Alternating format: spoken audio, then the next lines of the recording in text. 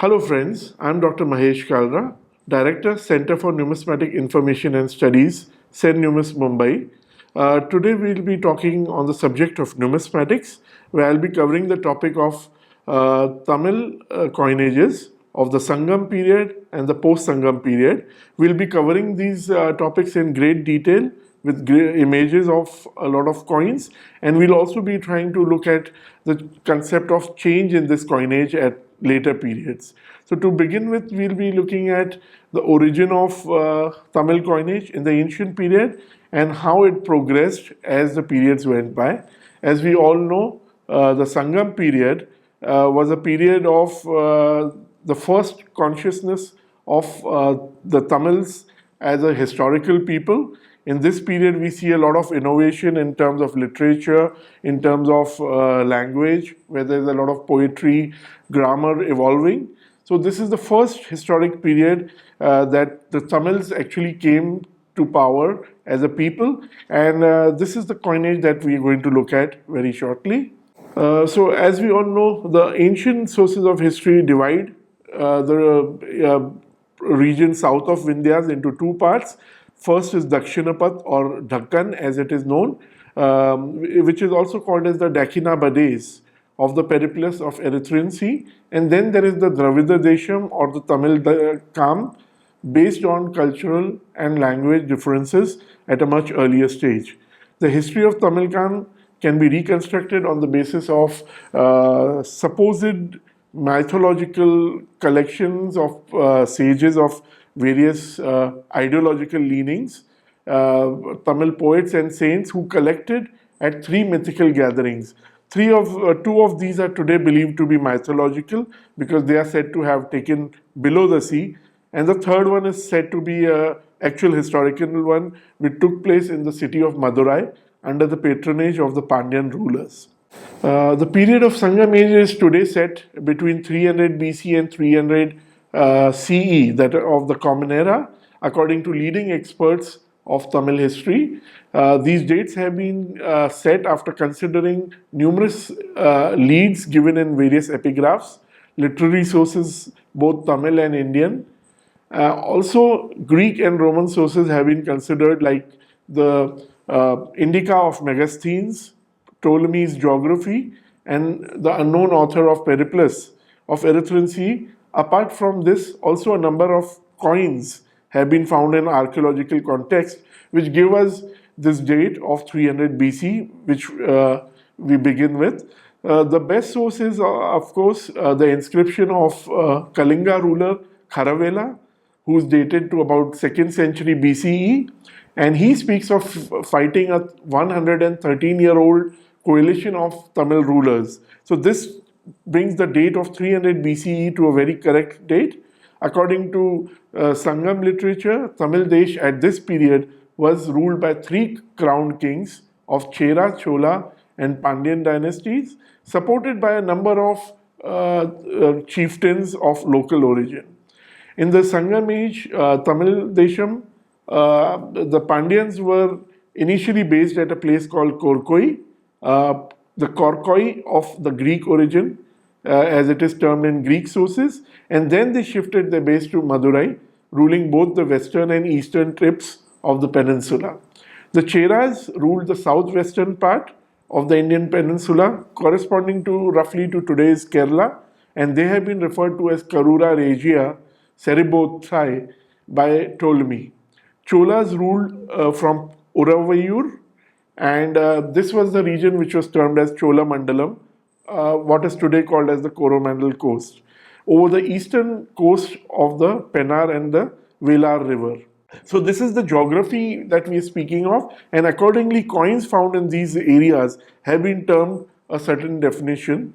If we look at further into the divisions of culture, there's also a reference to a Tondai Naidu, which is just north of the Chola Naidu, corresponding to the region of the Tamil Hills, the Tirupati Hills, and the land between the eastern Ghats and the western, the sea in the east.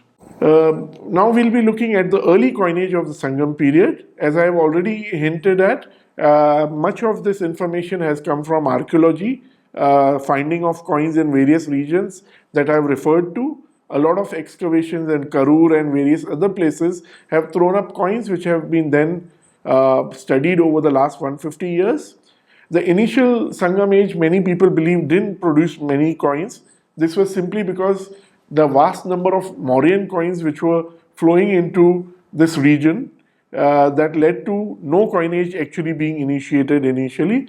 But with the stoppage of Mauryan currency in around 200 BC, we find that the coins coming into the region stopped. And this is what possibly led to the innovation of the Pandyans, who are believed to be the oldest power in the region, initiating their own coinage. How do we come to know about this? This was basically detected in the 1950s when a hoard was discovered at Bodhi Naik Nuru, where about 1300 odd coins were found and studied in the 1950s by D.D. Kosambi. Much later, this series was studied, and it was discovered that about 1124 of these punch mark coins had marks which were different from the standard Mauryan currency. Very importantly, most of these had a reverse symbol, which was a fish. Now, this fish emblem has been attributed to the Pandyans historically because their coins and their heraldry had the fish as the emblem. And more importantly, the weight standard of this coin doesn't match with the Mauryan weight standard, which is about 1.48 grams, much lower than the 3.5 grams of the expected standard of the Mauryans. So they correspond to about half a Karshapana of the Mauryan period, and the important emblem of the fish on the reverse is what gives us confidence today to say that these are Pandyan coins issued in the 2nd century BC. Importantly, as I've already mentioned, the heraldry of the Pandyans was the fish. It comes from the Sanskrit term Meena, which was also one of the titles, Meenavan, taken by the Pandyan monarchs. In many stories and literature, we hear the references to Meenavan. Importantly, there's also the deity of Meenakshi. The presiding deity of Madurai was called Meenakshi, and the Tamil word for fish was Kayal, which was initially the name of Madurai city itself. So, hence it is befitting that we attribute these coins to the Pandyans. We also see a next series of Pandyans, which is an uninscribed series in copper and bronze, where we see a number of coins with variety of animal emblems, some of them standing lone in front of post, indicating some kind of Vedic sacrifice rituals in the period. We also find some of the symbols evoking a riverine ecology of Tamil Nadu at that period, because we see a lot of tortoise and fish emblems basically surrounded by lakes.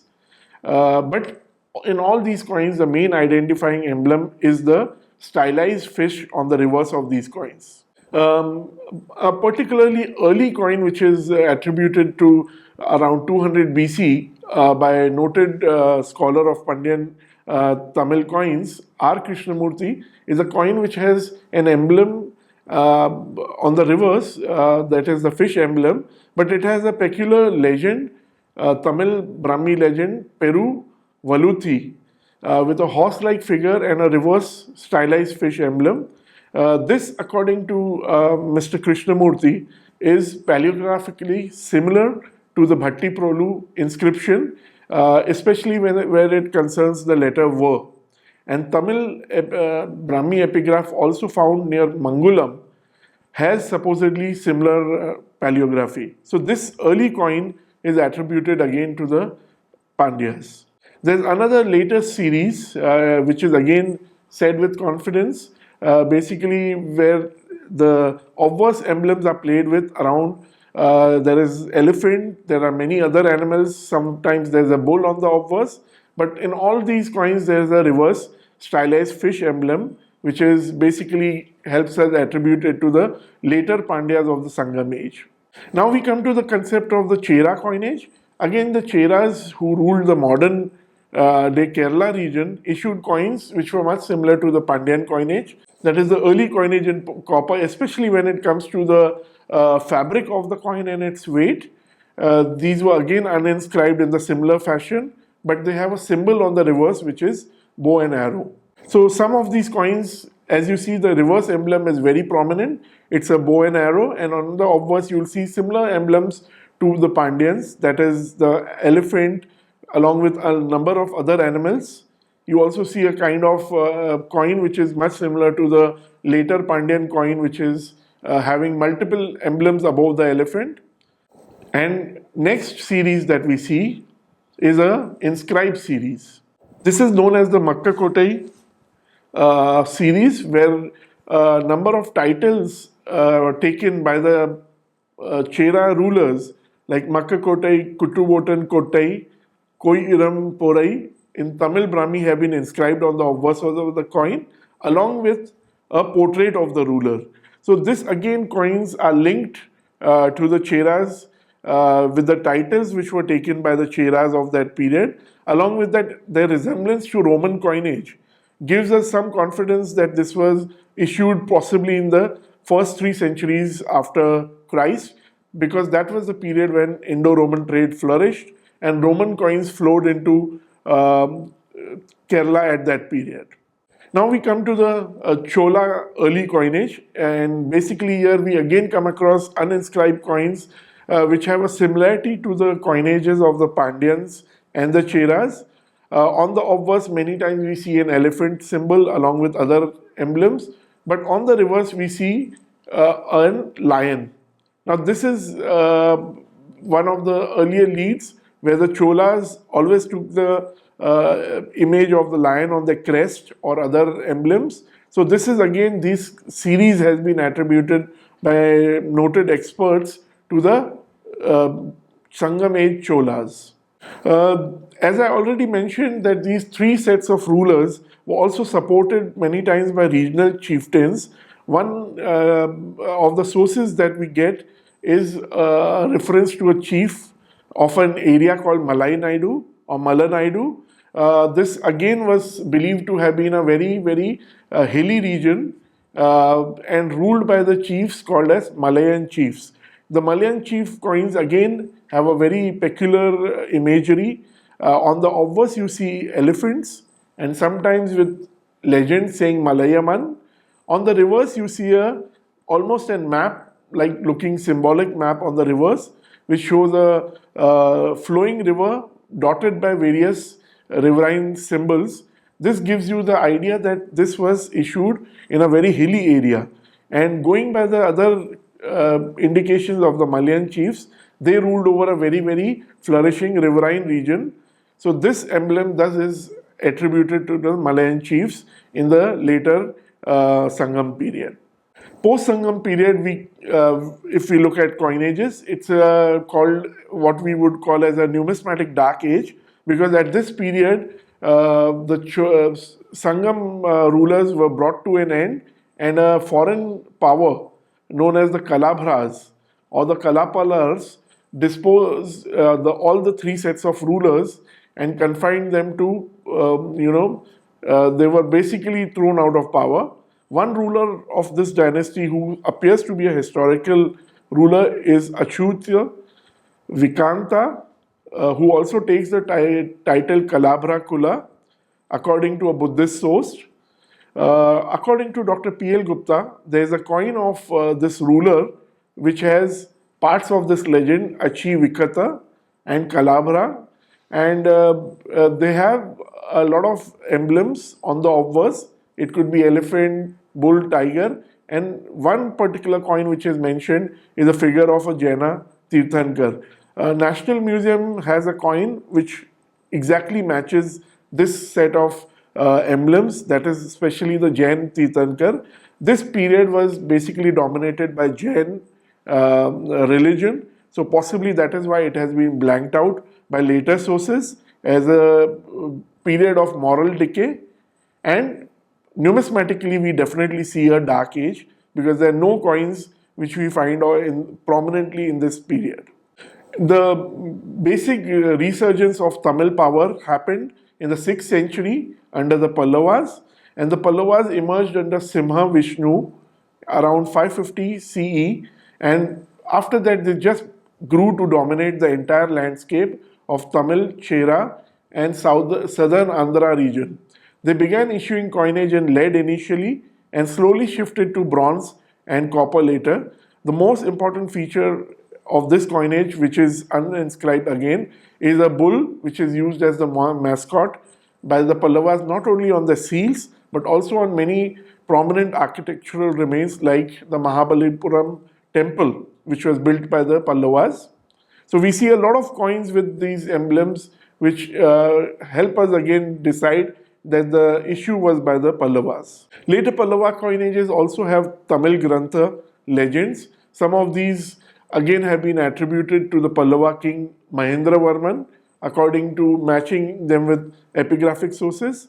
One of the interesting coins in this series is one which has a reverse boar emblem, and knowing the history of the Pallavas versus the Chalukyas of Badami, who had a prominent boar emblem, this could be attributed to the ruler Mahendravarman I, who possibly defeated Pulakeshi, as we all know, and it is said that he wrote on the back of the boar. So this coin is with some confidence attributed to the Pallavas.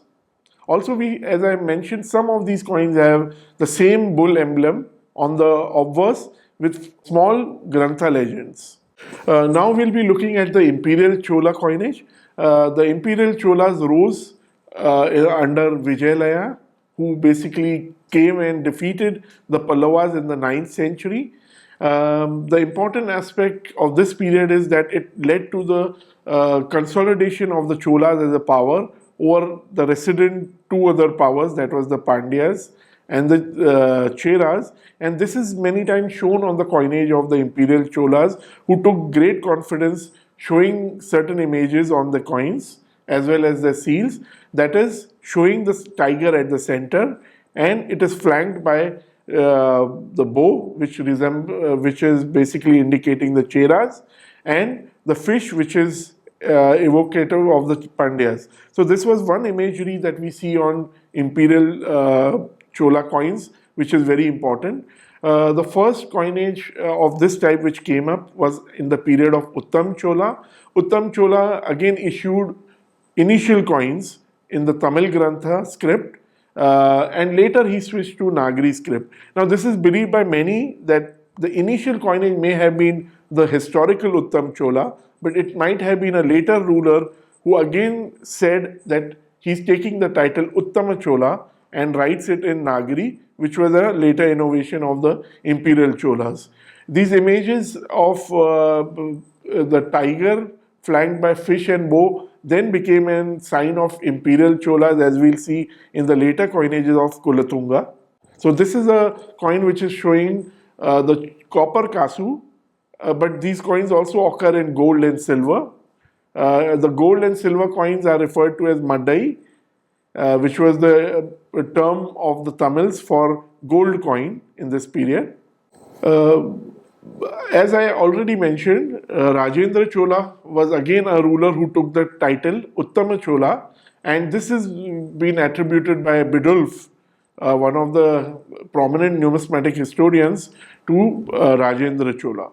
So we see this device of fish, tiger flanked by the fish and bow. Apart from this, there was a new innovation in the period of Raja Chola, who we all know actually expanded the Chola Empire right up till the Southeast Asia. So he innovated a coinage which was termed as a Ceylon man coinage, which basically shows a man standing on one side of the coin and seated on the other side, along with Nagari and Tamil Grantha legends.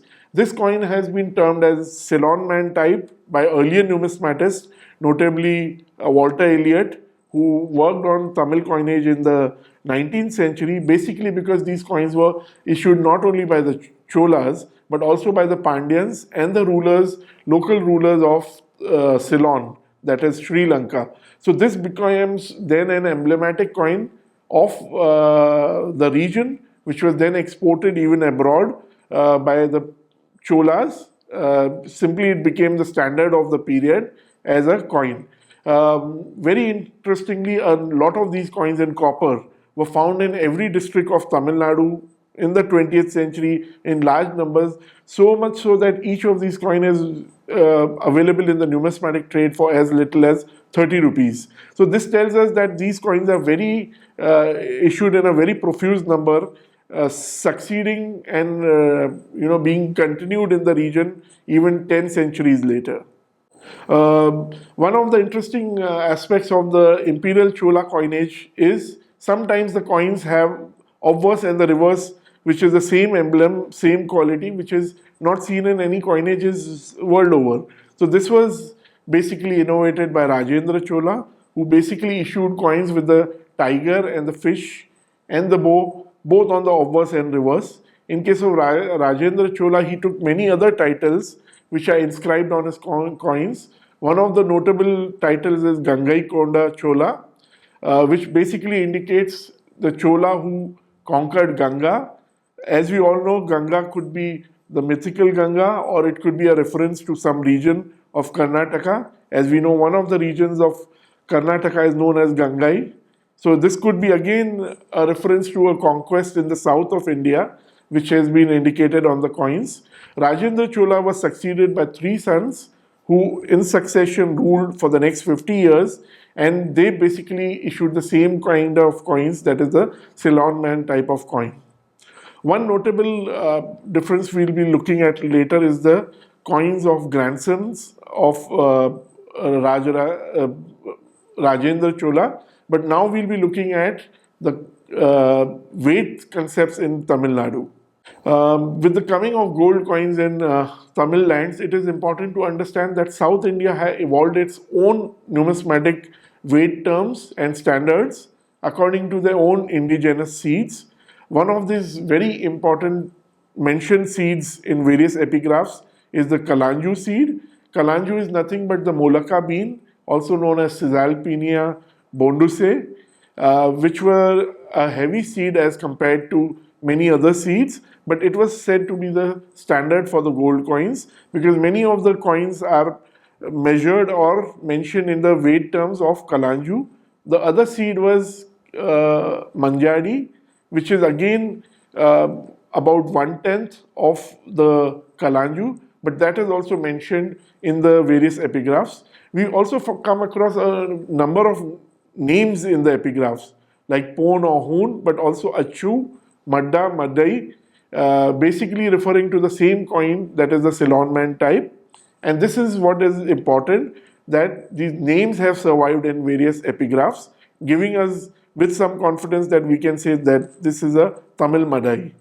Kulatunga coins are so important because they have been found recently in the last century. A hoard was discovered at a place called Dauleshwaram, where coins of the Eastern Chalukya fabric were found, but a very notable difference was found where the staple Chalukyan boar was replaced by the lion, fish, and bow emblem of the Cholas. Now, with the various titles that we find on these coins, like Kattai Konda Cholan, Malai Nadu Konda Cholan, which were taken by Kulatunga himself, these coins have been with some confidence attributed to Kulatunga. So here we see a drastic change in the numismatic tradition of Tamil Nadu, where the entire fabric of the coinage changes and the Ceylon man type is given up for the coinage of the Eastern Chalukya type. But we can't be very sure whether this coinage was just issued for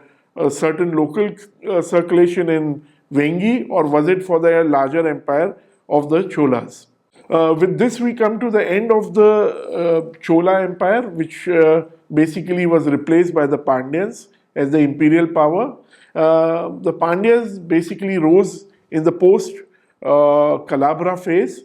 They rose with the Pallavas and they ruled almost concurrently with the Cholas as well in the imperial period. And they, as a result, we see slowly adapted to the bull and fish type. Coin type which was basically attributed by Biddulph in the middle of who attributes the date of middle of 9th century to this coinage. This is basically an uninscribed coinage with a bull on the obverse and the fish on the reverse. So with the fish on the reverse, it has been attributed to the Pandyans and to the second phase, which was basically a phase where they were just recouping and not in the main power line anyways. One another unique coin, which is again attributed to a ruler of this period, is a ruler called Varaguna.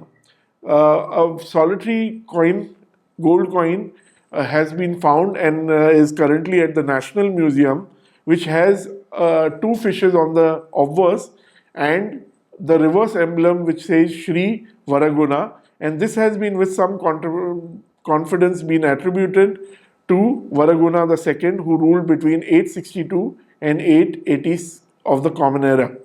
The coin weighs about 4.24 grams and, as I mentioned, is in the collection of the National Museum, New Delhi. The third phase of the Pandyan power was the imperial phase, and this was the phase where the standing king and the seated king, that is the Ceylon type of the Cholas, became very popular as a local coin, and thus we find this coinage basically being copied by the Pandyas, basically as a continuation of the numismatic tradition. So this was again a coin which was adapted both in gold, silver and copper, and we find numerous coins where you find one side the standing king on the obverse, and on the reverse you see fish emblems. So this has been again attributed to the Pandyas of the third phase.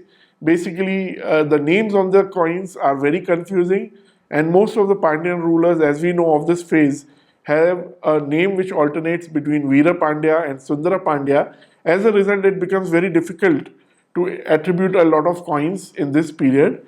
The Pandyas, as we all know, ruled till there was a conquest by Alauddin Khilji and the Tughlaqs, and the Pandyans survived as a minor tributary power with the establishment of a small sultanate and later the conquest by the Vijayanagar dynasty. So to sum up, if we look at the coinage of the Tamil Desha in the ancient period, we find a lot of evolution of the coinage right from the 3rd century BC, where a continuing tradition of Mauryan coins was copied by the indigenous people, that is the Pandyas. Later, there was an evolution to uninscribed coin series under the three powers of Pandyas, Cholas and Cheras, where they all included their own heraldic emblems, notably the fish for the Pandyas, the tiger or the lion for the Cholas, and the bow and arrow for the Cheras. In the post-Sangam period, with a numismatic decline happening in the next 2 centuries, we also find the period of Pallavas as a period where there's a new coinage which came up, and this was followed by the imperial Cholas, who basically had their own kinds of coinages innovated both in gold and copper. This was also the period where the Ceylon type coin was innovated and continued by the imperial Pandyas as the last definitive coinage of Tamil Desha. To summarize, this entire video that we've done is to learn basically about Tamil coinages, both in the Sangam period and the post-Sangam period. In the Sangam period, we've seen the evolution of the initial coins of Tamil Nadu from the Mauryan standard, that is punchmark coins with obverse 5 emblems, but with the important innovation, that is a reverse fish emblem, which indicates the issue of these coins by the Pandyans. The next stage that we see in this series is basically an uninscribed series in copper, where we see a numerous number of animal images on the obverse, along with other faunal and floral images, but with the important inclusion of the fish on the reverse. Similarly, we see also Chera coinages with a bow and arrow on the reverse, with similar emblems on the obverse in this series of uninscribed coinages. And in the case of Cholas of this period, we also see a similar thing. We see a tiger on the reverse, along with similar emblems on the obverse. This was the period which was basically very important, but it also matched with the Roman coinage which flowed into Tamil Nadu through the Indo-Roman trade. So we see basically a less coinage in gold and silver. And we also see certain copies of Roman coins in this period, especially in the Chera region, where we see a series called as Makkakotai coinage, where we see resemblances to the Roman coinage of the period. The next period we see is the period of Post-Sangam period, where there's an immediate cessation of all activities as far as coins go. And this is period which we also can call as a dark period of the Tamil history. Also, as far as coins go, it is a numismatic dark age. The next beginning of coinages began in the Pallava period, and here we see an initial attempt at coins with the lead and then going into copper and bronze during the Pallava period. Important emblem that was used by the Pallavas was an obverse bull with reverse emblems coming from various religious contexts. The next period we see is the innovation under the Imperial Cholas. The Imperial Cholas basically innovated a coinage which had the emblems of all the three dynasties, basically indicating that they were the imperial power holding over the two other powers that coexisted with them as feudatories of this imperial power.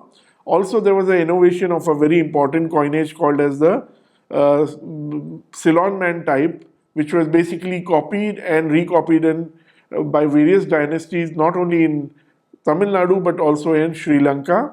So the Ceylon man type basically was again an important coin. It was also issued in gold, and we find references to gold coins which are termed as Maddai at this period. A very important diversion at this period is the coinage of Kulatunga. He was probably one of the last rulers of Imperial Chola dynasty, and we find his coinage basically resembling the coinage of the Eastern Chalukyas, but with an emblem at the center, which is the tiger along with the fish and bow, which indicates that this was the coinage of this ruler alone, basically because he was the ruler who inherited Chola as well as the Eastern Chalukya kingdom of Vengi. After this period, we see the evolution of Pandyan coinage, which was basically again in three stages. First stage as a feudatory of the Pallavas. Next phase was with the Cholas in power, where we see a very little coinage of the Pandyans. But the third stage, and which is most important, is the Pandyas as the imperial power, where we see the fish substituting the seated king on the obverse, along with a reverse standing king, which tells us that the Pandyas were now the main imperial power of Tamil Nadu.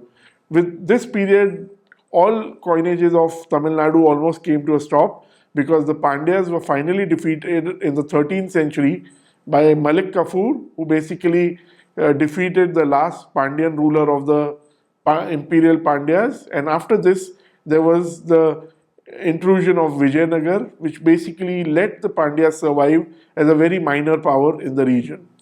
Thank you for watching this video, and for more information, visit the portal for e-text, which has numerous references to this lecture, and also you can visit the Learn More series, where you would be finding a lot of other information that we've just learned.